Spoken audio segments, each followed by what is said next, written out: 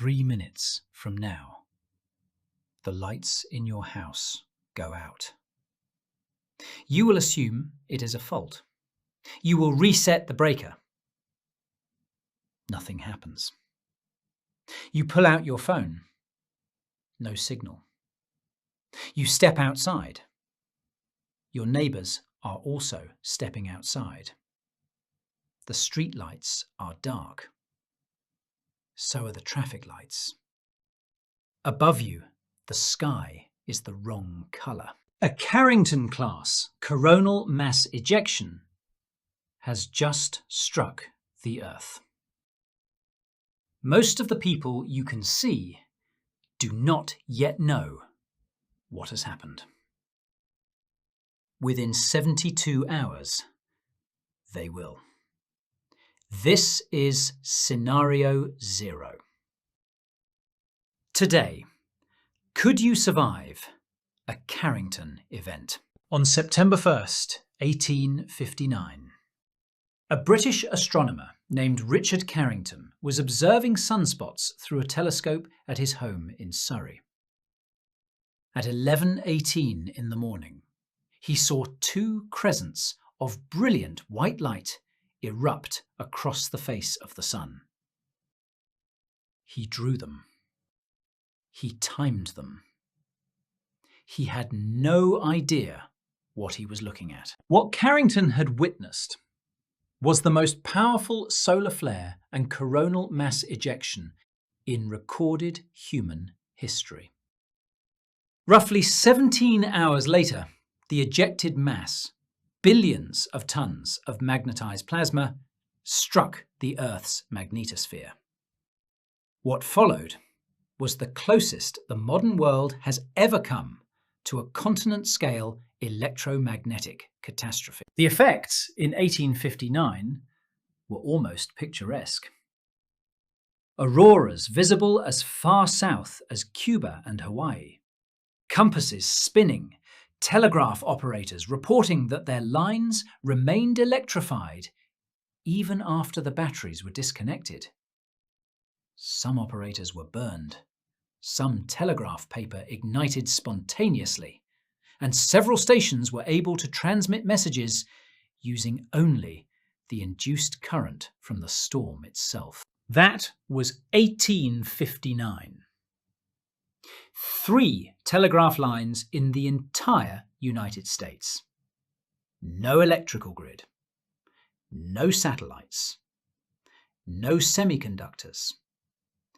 No just-in-time supply chain. Now imagine the same event today. A Carrington-class CME does not damage equipment directly with radiation. What it does is induce a geomagnetic storm. The Earth's magnetic field is rapidly distorted by the incoming charged plasma. That distortion changes the field over short timescales, and any long electrical conductor sitting in a changing magnetic field becomes a generator, whether you wanted it to or not.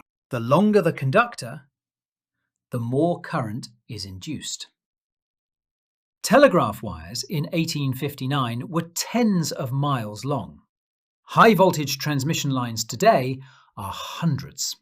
Some run for over 1,000 miles. They feed into the most vulnerable single component of the modern grid, the large extra high-voltage transformer. These transformers are the choke points of every national electrical grid. They step transmission line voltage down to distribution grid voltage. North America runs on approximately 2,000 of them. Each one is roughly the size of a small house. Each one weighs between 200 and 400 tons. Each one is custom built. There is no inventory. Lead time from order to delivery, 18 to 36 months. In a normal year. When a geomagnetic storm induces direct current into the alternating current grid, these transformers saturate. The iron core can no longer contain the magnetic flux. The transformer heats. The insulation oil breaks down. The windings short. Catastrophic failure. In a Carrington-class event, models suggest the simultaneous loss of dozens to hundreds of these transformers across North America within the first 6 hours. Hour 0. The strike. You are at home. The grid goes dark across a multi-state region. Cell towers continue to operate on backup battery for roughly 4 to 8 hours. After that, they begin to fail in cascading sequence. Hour 6.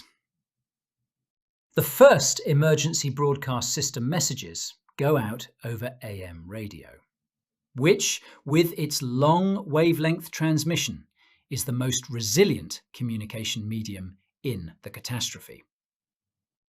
FEMA's standing protocol is to issue advisories over the dedicated 40-channel survival network. Hour 12. Refrigerators warm. Gas stations cannot pump fuel. The pumps run on grid electricity. ATMs are dark. Credit card terminals are dark. Cash is the only functioning currency. And the cash that exists is whatever is currently in your wallet. Hour 24.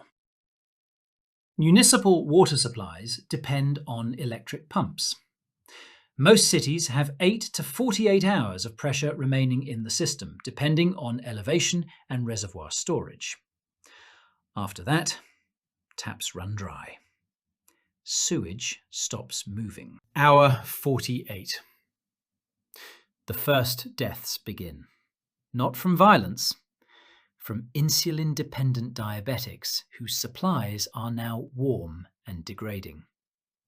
From dialysis patients who cannot reach functioning equipment. From people on home oxygen whose concentrators have stopped. In a sustained grid-down scenario, the medical literature is unambiguous. Approximately 1 to 2% of the population requires daily access to grid-dependent medical equipment to remain alive. Hour 72. The supermarket shelves are empty. The just-in-time supply chain runs on 3 days of inventory at the retail level.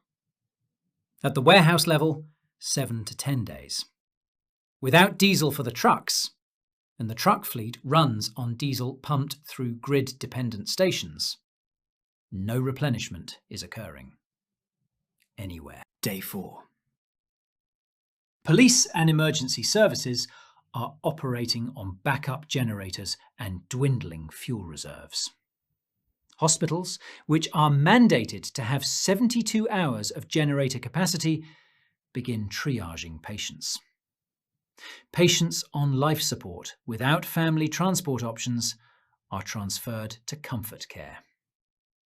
In some jurisdictions, this transition has been documented within 96 hours of grid loss. Day 5. Civilian fuel reserves are essentially exhausted. Strategic petroleum reserve releases cannot be distributed because the pipelines that move them require pumping stations that require electricity. At this point, in any sustained grid-down scenario, mobility collapses to whatever can be powered by stored gasoline in jerry cans, private generators, and any remaining grid-disconnected microgrids. Day 7. Federal emergency response begins to materialise in significant scale for the first time. Military convoys distribute MREs and bottled water in major population centres. Helicopters, which are EMP resistant if they were shielded or stored powered down, move limited supplies. But the affected area of a true Carrington-class event is continental. This is the question that determines whether a Carrington-class event is a survivable disruption or a civilization-altering catastrophe. The honest answer is that nobody knows. In the most optimistic scenario, regional grids that escaped major transformer damage can begin black start procedures within 48 to 96 hours. Black start means restarting a grid from zero, using small dedicated generators to bootstrap larger plants one at a time. This is a delicate procedure. It can fail. It often does. In the pessimistic scenario, enough large extra high voltage transformers fail simultaneously that regions cannot black start at all. Replacement transformers must be manufactured. Globally, fewer than 10 facilities can produce them. Most are in Germany, South Korea, Brazil, and India. Wait times in a non-crisis year already run 18 to 36 months. In a global Carrington event, which would affect manufacturing facilities themselves, the timeline could be measured in years. The most credible federal assessment from the Department of Energy's joint study with EPRI in 2017 estimates that in the worst-case Carrington-class scenario, partial grid restoration is possible within months, but full restoration of all affected regions could take 1 to several years. During that time, something on the order of millions of deaths is plausibly modelled, driven primarily by failures in food distribution, medical access, sanitation, and water treatment. So, the question this episode has promised to answer: could you survive? The honest answer is, it depends entirely on 3 variables: preparation, location, and community. Preparation.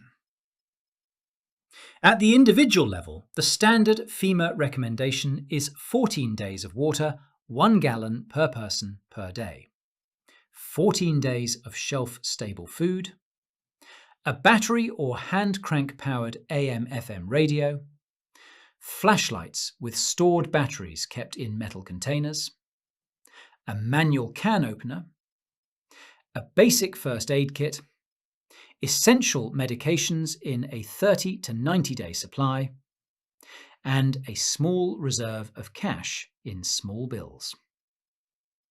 None of this is exotic. All of it is the difference between day 3 being uncomfortable and day 3 being terminal. Location. If you live in a dense urban core, your time horizon to evacuate is on the order of 48 hours. After that, fuel is gone, roads are jammed with stalled vehicles, and population density is the single largest variable in conflict outcomes. If you live in a small town, suburb, or rural area, your survival profile is materially better. Water can often be accessed from wells, food can be grown or hunted, community structures persist. Community. This is the variable most often underrated. No individual prepper survives a year-long grid-down event alone. The single largest predictor of survival in extended disasters is membership in a functioning community. Family, neighbours, religious or civic organisation with shared norms and reciprocity. People who know each other survive. People who do not are extremely vulnerable. How likely is a Carrington-class event in any given decade? The best estimates come from analysis of ice core nitrate spikes, tree ring carbon-14 anomalies, and direct space weather observation over the satellite era. Pete Riley of Predictive Science published an influential 2012 estimate at roughly 12% per decade. Subsequent analyses have placed the figure between 2% and 12%. Per decade, not per century. In 2012, a Carrington-class CME erupted from the Sun and missed the Earth by approximately 9 days of orbital position. If the eruption had occurred a week earlier, the event we are describing today would have already happened. You would not be watching this video. You would be living in the world that came after. We do not run this channel to scare you. We run it because the most useful question a person can sit with, periodically, calmly, without panic, is, what would I actually do? Not in theory. On day 1. On day 3. On day 30. If you found this scenario useful, subscribe to Scenario 0. We are going to spend a lot of time in the dark hypothetical so that in the bright real, you are slightly more ready than you were this morning.